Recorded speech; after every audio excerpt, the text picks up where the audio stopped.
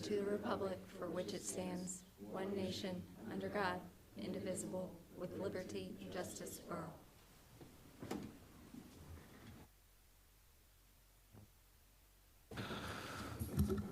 Okay, can we have a roll call, please? Bachman? Here. Henning? Here. Gorman? Here. Merkel? Here. Kelly? Here. Lieberman? Here. And Stevens. Here. We didn't wake you up, did we?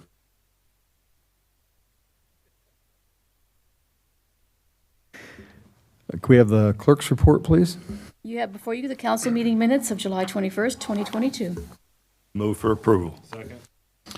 Motion to approve the council meeting minutes as written by Mr. Gorman, second by Mr. Henning. All in favor? Aye. All opposed? Ike, you have to abstain. Oh, yeah, I abstain. We have a roll call, please. Bachman? Yes. Henning? Yes. Gorman? Yes. Merkel? Yes. Kelly? Yes. Lieberman? Yes. And Stevens.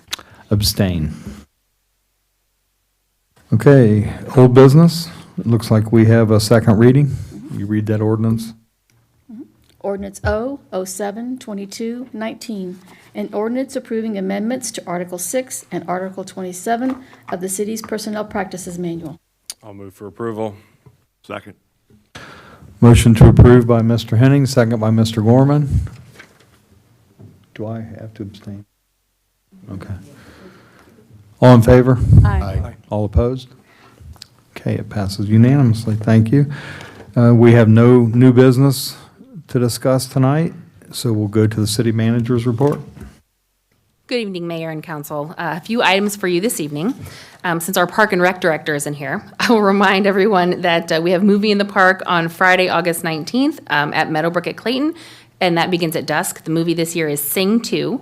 And then we also have our Labor Day Fireworks and Festival coming up on Sunday, September 4th, 2022, and that begins at 7 p.m.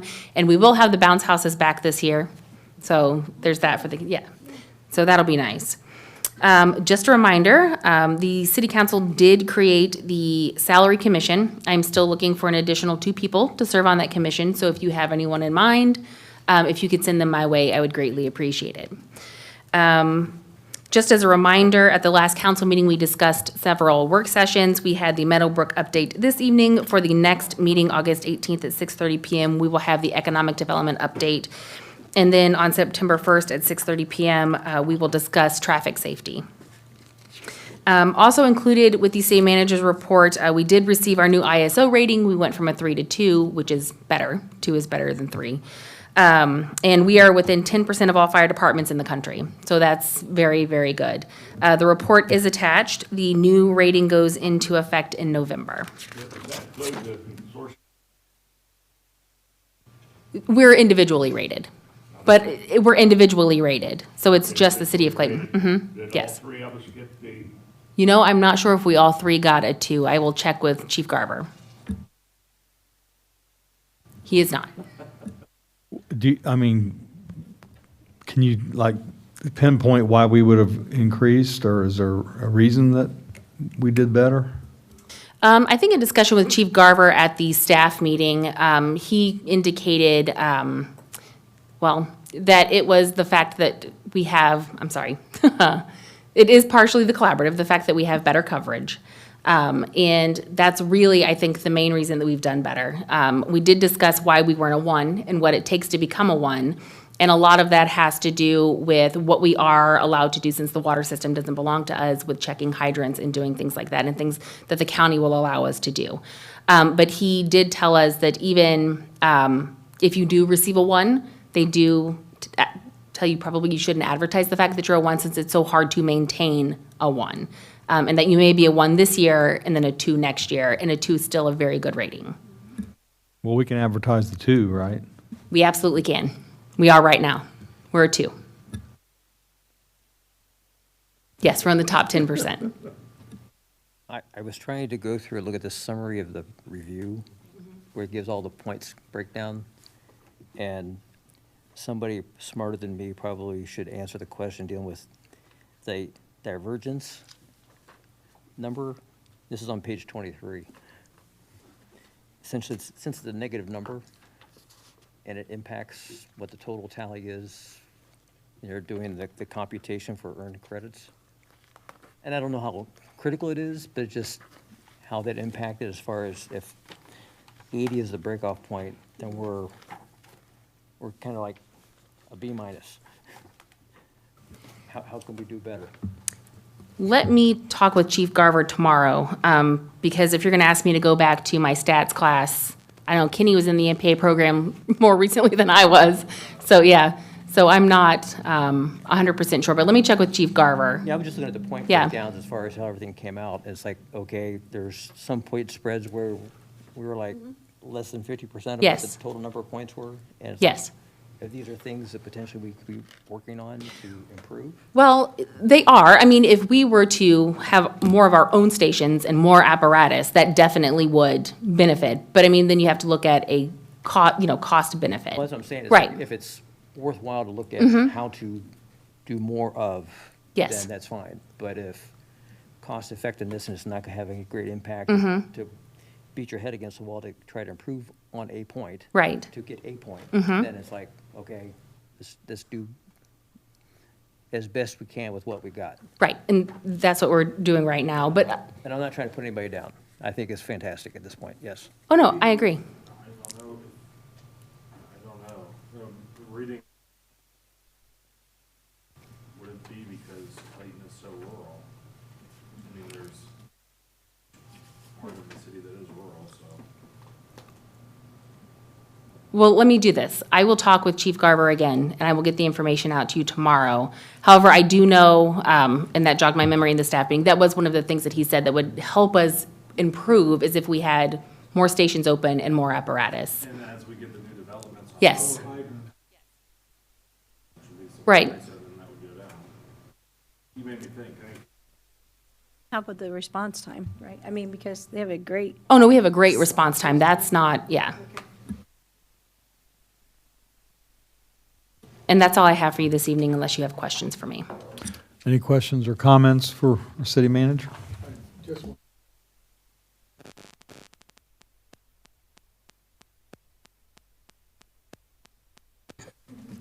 Are we doing that? or- We are doing that. If you recall, I think it was 2 meetings ago, we actually brought to council the contract for the pickleball courts out at Meadowbrook. And those are slated to begin in October for that work to be done, and then the striping will happen in the spring. Okay, cool.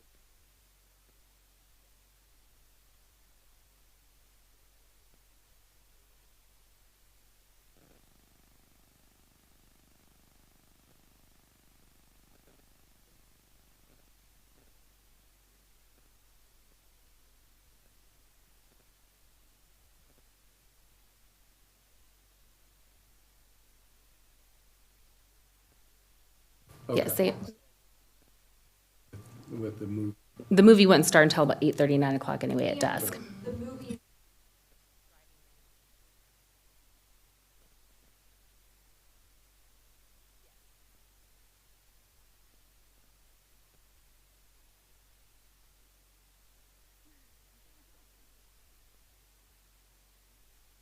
Anything else for Amanda? Okay, thank you. We don't have any visitors here tonight, so I don't think we're going to have any comments from them. Council comments, we'll start with Brendan. Evening, everyone. Really, the only thing I just have to add, appreciate from Elaine and staff the report on Meadowbrook. I'm a fan of the place just because we don't have anywhere else in the community of a facility like that where we're able to do, a lot of our events. And it is, nice to have a golf course too, but I think we definitely utilize it. And I think we'll continue to increase it, as for those places for community events. I've played a few rounds there this year, and anyone who's seen me play golf knows that I will be seeing a lot of the course, and course is in good shape. So that's all I have. Mr. Henning? back to school starts soon. I wouldn't say by the next council meeting. I think they'll be back in session the 17th. So, yeah, they'll be back in school. Yeah, first day looks like the 17th. This weekend is, of course, the sales tax holiday for back to school supplies. If we could maybe just post that out, like if we could have a Facebook post to be scheduled for Friday and Saturday, just so people that may miss it Friday. And I think Jack may have already done that. Okay, awesome. Go out next door. Cool. Awesome, thank you. And yeah, I just wanted to also thank staff for the presentation tonight. Thank Amanda, the city manager, for helping get some information to residents that had reached out to me about a misinformation post on Nextdoor a week or two ago. And I think it's so awesome that our residents know how accessible we are as council members, but then also city staff. I had a couple residents reach out about a post they saw that had incorrect information. Staff was able to correct it. I was able to get it to the resident. They forwarded it out to other individuals who saw the post on, this time it was a Nextdoor, but it's no different than Facebook, et cetera. So I know that we all work really hard on keeping true information out there to the community. So yeah, thank you to the staff for that. Mr. Gorman? Yeah, I'd like to thank Elaine for a fine report tonight, and it looks like Meadowbrook's headed in the right direction. The other thing I'd like to do is thank the city of Huber Heights for holding the First Tier Consortium dinner or summer event last weekend, and Brandon and I were there. It was a lovely dinner, and then the concert afterwards, but it was very nice. Thank you, sir. Mr. Merkel? Like I said during the workshop session, appreciate the information on Meadowbrook. Thank you for the information. Looking forward to see how things progress for the course of the year. Everybody always wants more information. Like I said, thank you for what you provided.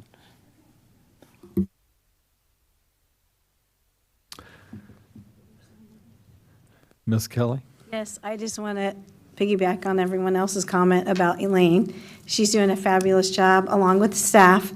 I know, Elaine, your wheels are spinning all the time, and I know we all appreciate it. You do a great job. And thank you for the report, and thank you for allowing the Parks Commission to have some ideas, and they had such a great event. My dad had the idea to have a dance party. It was more of a line dance party, but at the same point, Willie Williams did a fabulous job. We have tons of residents. I know you were there. I took your picture. I know that it was a great event and that we're going to continue to have more of the dance party in February, I was told. So thank you again for allowing us to do that. I think it's a great idea. But I know my dad wanted to comment on it, so thank you. Thank you. Mr. Lieberman? Elaine, great job. That's all I have. And I'll say that also, great job on that. I'm really happy to see the progress on Meadowbrook. It's a big issue with our residents, and with us also. And I agree with Tim. I think we're definitely going in the right direction. So just keep everyone informed on what you need and what you think we should do to make it even better. So other than that, I want to thank everyone in the council and the city staff for the fantastic work they do. Thanks, Mr. Earl, for the nice event last week. And I didn't make it to the line dancing, but I saw the pictures. It looked like it turned out great. So Mayor, they signed in, so I don't know. yeah. That's right. Well, we're going to see an example of it right here in a minute. Only with those instructions. So tonight, our time frame was actually changed. That's okay. We had a workshop, and then we had advertised that we would start right afterwards. So we're concluding our official meeting, but whatever you came to do, we're here for you. So, but The amendments and yeah. You luckily just missed one thing. It was a second reading of an ordinance that we did last month, so. But we are looking for 2 residents to serve on a committee if you're interested. It's the Salary Commission. So City Council almost 4 or 5 months ago, created the Salary Commission to do a study on council salaries. And we currently have 3 residents who are volunteering to do that, and we need 2 more to fill out the board. So if you're interested, I would appreciate it. We don't know yet. Yeah. We would, once we get everybody lined up and council appoints them to the board, then we would reach out and coordinate schedules. All you have to do is come and vote on a big raise for the city council, and then the meeting will be very short, man. But if you have something to, either of you have something to say, I'd have you come up to the podium and state your name and address, and whatever your issue is, we'll be happy to address it. 5 minutes. You don't have too much paper there, so.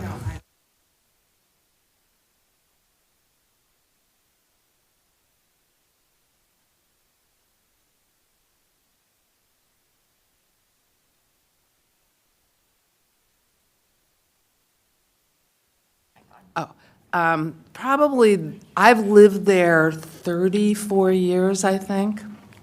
And a number of years ago, when when the road got widened, they took we negotiated, took part of my corner, filled in the creek, and there was a huge buckeye tree there, and they said, we're not going to kill it, but they did. It was unfortunate. So I've spent years trying to grow back buckeyes because they can't, an arborist told me you can't transplant them. So I've tried really hard. I live there by myself now, and I'm very proud of myself. Megan can attest. I have a little chainsaw, and I've been out there trying to chop down the honeysuckle and keep that area clear. At the same time, I'm trying to salvage the buckeyes, okay? So I was gone for about 2 weeks, and so when I came home, one day I was probably just about ready to go mow, and I see somebody out in the corner. And I really couldn't tell what they were doing, and I kept looking and looking, and all of a sudden they got back in the truck, and I saw like limbs and bushes, and I went, what did they do? So as I came around, I noticed that my buckeyes, all the bush, they were chopped, not really cut. They were just chopped. And so I went over to him, I said, what's going on? Okay, so I've lived there over 30 years. This is how it's been done in past. Whenever somebody came around, I forget his name, who goes around, he usually talks to me or sends me a letter, and I go out and I try to trim, and I really do, because I go out that corner and I know it can be iffy. So I have been trimming. So I want to know why all of a sudden these people come on my property. My car was there, I was there, nobody came. They didn't talk to me like, ma'am, you should do this. Okay, I would have done it. And meanwhile, so I'd be honest with you, all the buckeyes are gone. I might have picked up 5 in the yard. But I just wanted to know, is that the policy now of the city to just come around and do that? They also told me that they would clear down. Now, I know a lot of you probably go up and down Garber and don't notice, but we walk. There's bushes and trees hanging over, and I even went out today, and they haven't trimmed that. So I just wanted to know, is this what the city's going to do from now on? And The truck, the city of Clayton truck? yeah. And 2 men, I didn't get their names, but I usually get a letter, and that's what I was so shocked, because I'd gone through my mail, didn't get anything. I understand, because I've been trying to grow these buckeyes. The nuts are pretty big and heavy, so I know that they do. I even have bungee cords to pull them back, and they go, oh yeah, we saw that. Well, when I went out, they cut it. I was like, oh. They just went and just cut it. They honestly, I understand that they wanted to maybe clear the site, but, so I don't know. I would like to know either who to contact and have an explanation of why that was done. So I can tell you that it is the policy of the city, if it's overhanging the street, if it's, trucks and things are hitting it, we do that. But if you were receiving a letter before, I'm not sure why that would have changed. Yeah. So if you could give me, after this meeting, your phone number, I'd be happy to find out, and I can give you a call tomorrow. Okay, because that was just so and they, no offense, but they really didn't do a great job of cleaning up. And this is part 2. So up the street, is that Colleen Court? the court. They just did curbs and street and stuff. So my neighbor came and she said, you can bring this to city council. This is only a small sample. In fact, Megan has, in their yard, after the road, chunks of that tar is all in their, grass and stuff. And I know darn well, if I mowed over this, I'd probably ruin my mower. So the curb issue is another issue. Do you want to talk about the curb issue? We just like to know, because we were not here, so I know that you all voted on doing the curbs. And we just didn't understand the curb is now our property. We always thought the curbs were part of the street. No, the curbs have always been the homeowner's responsibility, as well as sidewalk. Curb and sidewalk has Okay, always been so homeowner's when responsibility. Garber was done, when that improvement was done, I never had sidewalk or a curb. I'll be honest with you, I don't ever remember paying a penny for that. Okay. I just wonder. And then, so today I walked up and I was taking pictures because it just didn't make sense to me, because on the one side of Colleen, the whole strip was done, and then you go down, and they all look the same, to be honest with you. There would be like one piece done, and then two more not done, and then one piece done, and then by where the sewer is, half of it was done. I mean, it just looks so haphazard, like, okay, let's do one here, one there. How do you determine when a curb needs to be repaired? And we were talking, if you determine my curb needs repair and it's mine, so can I choose to have someone repair it? You can, and you should have received a letter prior to the work being done saying, saying that this is the amount of curb that the city says it needs to be replaced, and then you have an opportunity to go out and find a contractor to do it yourself, or whenever the contractor that's doing the larger work for the city is in town, you can choose to use them. And then you have the option of, once we know what the amount is, paying it directly, or it can be assessed to your property taxes. Okay. So who decides like what part of the curb? It just looked very funny as I walked down. It was not. Right, it's an Not assessment. continuous, not. Right, it's an assessment by both our public service director and our city engineer will assess whether or not curb needs to be replaced prior to the road work actually being completed. Amanda? I had a cross-the-street neighbor of this lady's asked me that same question. And I talked to Randy this week. He said that Hilltop is not on the agenda for this year.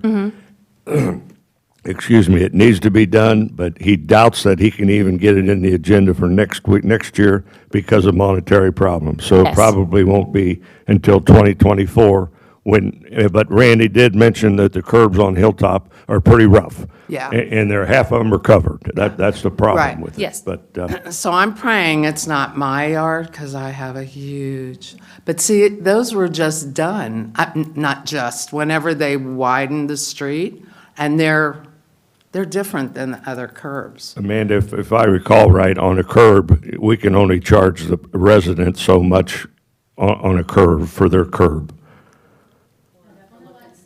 Yeah. I'm quite sure. That sounds that- familiar, but I'd have to look at the statute and see. I'm sorry, Martina, what did you say? I'd have to look at the statute and see. It sounds familiar, but I'd have to. Yeah, look at the I think that's statute. what we had when they did our neighborhood up above where you're talking. You have the same thing there. Some's new curb and some's old curb. Right. And they did our driveway approach, but they didn't take the bump out of it, and we still had to pay the same price for it, so. Okay, so as long as there's an option, because I didn't get my curb done, so I was just speaking for the neighbors, and then we heard that Hilltop was gonna be done, and I think Megan lives there, and I think that a couple of my other neighbors were a little panicked hearing how much my one neighbor paid, $4,600 for one. I was like, wow. Mine was like over 5,000. So, I hate to ask a stupid question, but did you take bids from various people? I mean, that You, sounds like yes. a lot of money. That was, I had mine assessed so since it was over 2,500. Yeah. It went on to the taxes for 10 years. But we had other contractors come out, and it was more expensive than that. Wow, okay. I want to make just another comment also on some things that you said, because I really hate the look of that old, new patches too. But I think we do that because, to save money. I mean, if they don't need replaced, I mean, we're not out there trying to dig you, you know, we want the curbs to be, you know, to work and to, you know, not be crumbling like a lot of them are. You got to remember in Clayton, most of our curbs here, well, a lot of them have been replaced now, but up until a couple years ago were 40 years old, and that's beyond the life of concrete. I mean, they literally were crumbling, and we still have a lot that are. But the other thing, and I'm not an attorney, we have two attorneys up here, if they want to speak, but when we first started this curb program, I got a lot of calls too, because people were upset, and I had mine done too. But, you know, it's actually an Ohio revised code that curbs and sidewalks are the property of the homeowner. And a lot of people are, you know, are just misinformed on that. They think, well, the sidewalk, that's the city. It's not the city. If you have a sidewalk that needs repaired, it's your responsibility to do that, financial responsibility. It's part of you. And that's not a Clayton thing. Okay, but That's I'm not just something we made saying, up. when they did Garber, I think I would have remembered if I had to pay, because that was a lot of sidewalk and curb. That was township days, though. Oh, was it? Yeah, we've only been a city 25 years. Oh, so the township paid for it, okay. Well, darn, because I knew I didn't, that was a lot of work. Yeah, we get a lot of questions on that, because, I mean, it is common sense that you think, well, you know, it's part of the street, you think, but it's the curbs and sidewalks and approaches are the responsibility of the owner. And like I said, it's been that way for 70 years, so. Do you know who made Garber Road Main Street? Do I know? There's more traffic on Garber Road right now than I think there. Yes, yes, yes. So, speaking of that,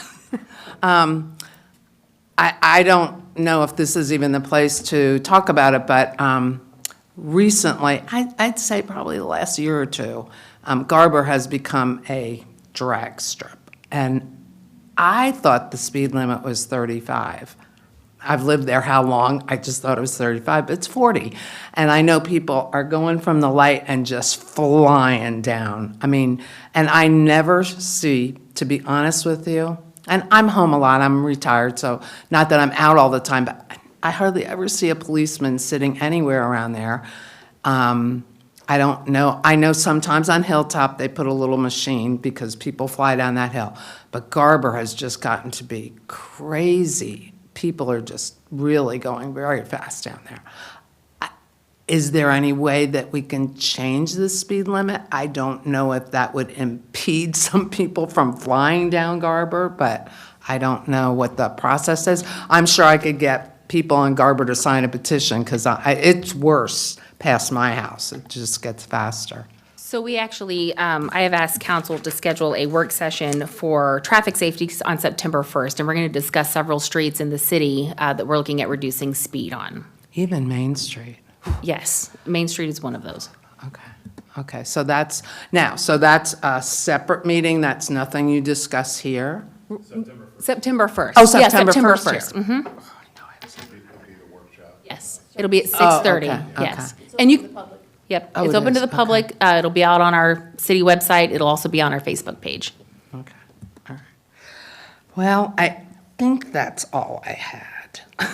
Do you want to speak? Anything else?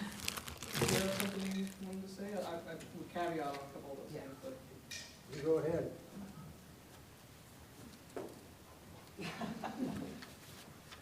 Name, address, this is the process here. All right, so my name is Megan Patterson. I live at 217 Hilltop. Been there since 2019. So my addition to that is more clarification for my own sake.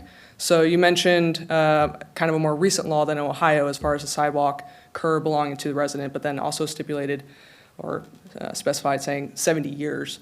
And then the No, there's township no- having potentially paid for Garber Road prior to. So township meaning they took kind of essentially an HOA approach as fees going to that and paying for it. That I can't answer because I was not on the scene there. But Fair enough. to your first comment, there's no new. I didn't. Maybe I misspoke, but there's no new legislation on the curbs. That's Okay. literally was done in 1954. Okay, And, I did some research on it because I was getting a lot of calls. And so I thought, well, what's going on, what is the answer here? But it's not a Clayton ordinance. Okay. It's not something that we can, take over, so. okay. Is that something, do you have specific, like, number that I can look up what that actual ordinance is, what that law is? I don't know it off the top of my head. Do you know, Martina? I mean, I Off can- the top of my head, because there's like. Google's a great 55 machine. Yeah, there's Yeah. like 55 volumes of the Ohio Revised Code, but I can email Amanda tomorrow. Absolutely. And like I said, Google's a great tool, so. I Googled it, and believe me, it was pretty easy to find if I found it. Yeah, right. So, that being said, though, and part of why I'm curious, it may just be a later discussion then at that point, once I'm more educated on it, because it does seem weird to me if it is the homeowner's property and their responsibility for someone else to say, you will, when it's your property. If it's a matter of, so I made the mistake, because we pay Englewood bills, so I looked at Englewood's site, and they had their sidewalk curb beautification program. And to me, that reads, and I would imagine this is very comparable, that reads as, this is a program that we put to a vote of some sort, we all came to an agreement upon, saying, to keep our community looking a certain way, which to me also reads as HOA, which we are not. So it resoundingly comes across to me as an overstep to say you shall pay for something that we are dictating you pay for on your property. So I'm interested to see what that law actually reads like. What was the going in, there was a vote going in of who you're going to use. So understanding like that contract, saying we're gonna, these are the bids put out and we're going with this person. So that was put to a vote just here with the Yes, council? Okay. well, so what we do is the city advertises the bid. So staff will advertise the bid. Okay. And then contractors will submit the bid. We'll have a bid opening, and then the lowest and best bidder will be selected. And then that is brought before council, and then council votes on who is going to do that work. Okay. And we've had a couple different concrete contractors do work throughout the city since we started this in I forget what year, 2016. I was going to say 17. We do multiple streets, too. It's not just going to be Hilltop Oh, in that year. absolutely. There's multiple streets. There was like Absolutely. 8 or 10 this year, I believe, wasn't there, Amanda? I have other people I work with on base that Colleen are was all one up of in them, arms but, about it too and say, oh, we've gone to the council too and nothing's come of it. And it just, the resounding thing throughout this is everyone I've talked to at my level is, this makes no sense and no one wants it. And so if at the end of the day, it's a beautification process and not necessarily something that is affecting the streets per se. It's not just a beautification process. It is a street maintenance process, because if we don't have the curbs, the streets don't drain properly, which causes Is. damage to So the drains. street maintenance, and we don't own the street. So that's where I'm curious about that law, because right there, exactly what you just said, it's street maintenance is what it boils down to. So I'd be really interested to get that if, and like I said, well, Google, so next time around, I guess, but that's all I have. Thank you. Thanks for coming in, both of you, yeah. Amanda, would it be worth speaking to the police chief regarding the speeding process, or the speeding issue? I know in the past, I've brought a few of those from some residents, and you've said the chief has sent out some We can do directed patrols. patrols. Yeah, for a time period, Yeah. and it's helped reduce a little bit. None have been on like a main drag, some more in some of the more suburban plats, but that seemed to have helped in the past with a few. Speeding is a real issue on every street. We hear that from residents, not only in our city, but, I mean, just look around, and it's really a big issue everywhere. And we're, like Amanda said, we're trying to kind of get a grip on what can we do to slow this stuff down. I gave her another street tonight, that a resident had called me. I so. texted the city manager 2 days ago, and I asked her to budget 2 more of those freestanding monitors. My wife works for Premier Health, and at the hospitals at Miami Valley, they have the freestanding ones with the red and blue flashing lights when you're speeding, so it really gets your attention. So